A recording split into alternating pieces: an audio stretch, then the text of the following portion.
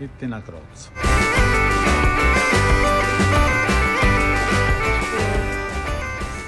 Shakalab, eccoli. Mario Incudi. Perché queste cose? No, No. non ce l'ho. Il Rosa Balistrelli.